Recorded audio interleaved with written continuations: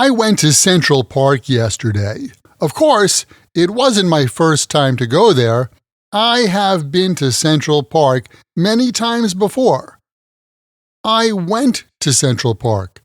I have been to Central Park. Let's discuss. Welcome to another Happy English podcast coming to you from New York City. And here's your English teacher, Michael. All right, thank you, John, and thanks, everyone. It's Michael here from Happy English, and I help people speak English better. This is Happy English Podcast, episode 753, Present Perfect Tense. Recently, a lot of my students and followers have asked me about the difference between sentences like, I lived there, and I have lived there. You may have heard these grammar patterns are called the simple past and present perfect. Well, if these have caused you confusion, you've landed on the right podcast English lesson. Today, I'm going to help to clear this up for you. We'll start off simple, talking about the simple past, and then move on to the present perfect. Let's dive in. I went to Central Park. This grammar is called the simple past tense, and when we use the simple past tense, we talk about a completed action in the past. Here are some examples. I went to Central Park yesterday. I ate lunch with my coworkers today. I enjoyed my Japanese lesson with Sayaka-sensei this afternoon. You'll notice that in these examples, we know exactly when the completed action happened. Like, I went to Central Park yesterday. I ate lunch with my coworkers today. I enjoyed my Japanese lesson with Sayaka-sensei this afternoon. That's how the simple past tense works. It's a completed action in the past, and we know when it happened. Now, let's look at the present perfect tense. I have been to Central Park. The grammar pattern is have, followed by the past participle form of the verb. A basic example of this pattern is like this. I work, I worked, I have worked. I buy, I bought, I have bought. I go, I went, I have gone. When we use this grammar, we're talking about our experience sometime in the past. I have been to Central Park many times before. But, unlike the simple past, I don't mention when I went to Central Park. I'm just telling you about my experience. I'm telling you that it happened, not when it happened. Now, here are some other examples. My favorite movie is Casablanca. I have seen that movie more than 10 times. Joe has never been to New York City.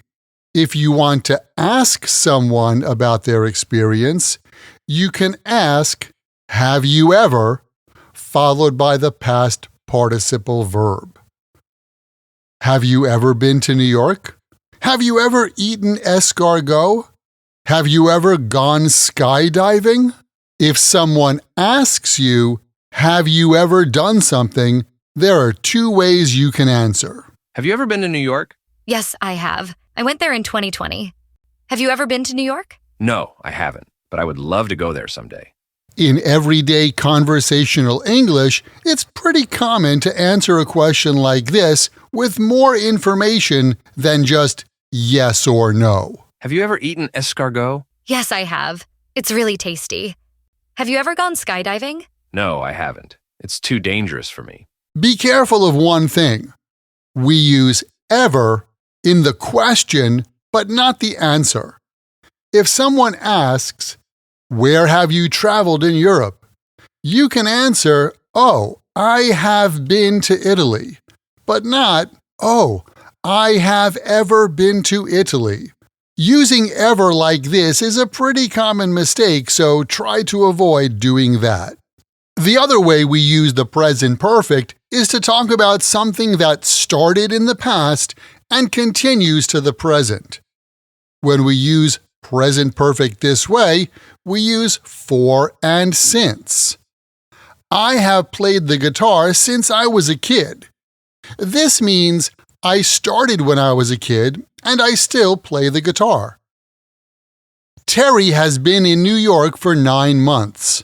This means he arrived 9 months ago and he's still here.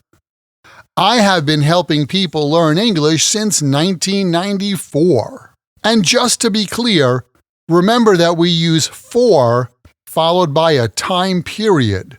For a month, for 2 years, or for my whole life.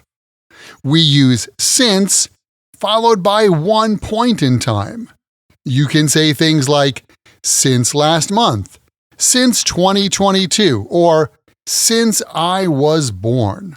If you want to ask someone with this topic, you can ask, how long have you, followed by the past participle verb.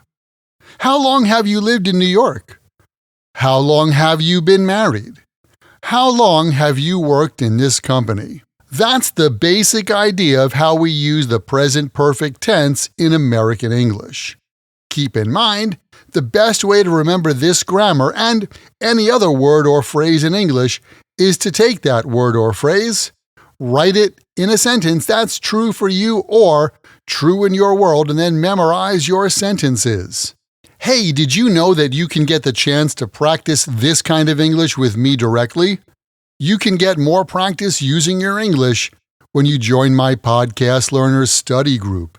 There, you can make new friends, join us for live group lessons every week where we practice these podcast lessons together. Plus, you get access to the PDF transcript and audio download for every Happy English podcast in the past and in the future. And on top of that, each episode has exercises where you can practice this English point with speaking and writing checked by me. To learn more, just visit myhappyenglish.com and choose podcast lesson 753. Remember, learning another language is not easy, but it's not impossible. And I'm here to help you on your journey. This podcast was brought to you by Happy English. Please visit myhappyenglish.com. Show your support for Happy English by leaving us a review. Get English, get happy, Happy English.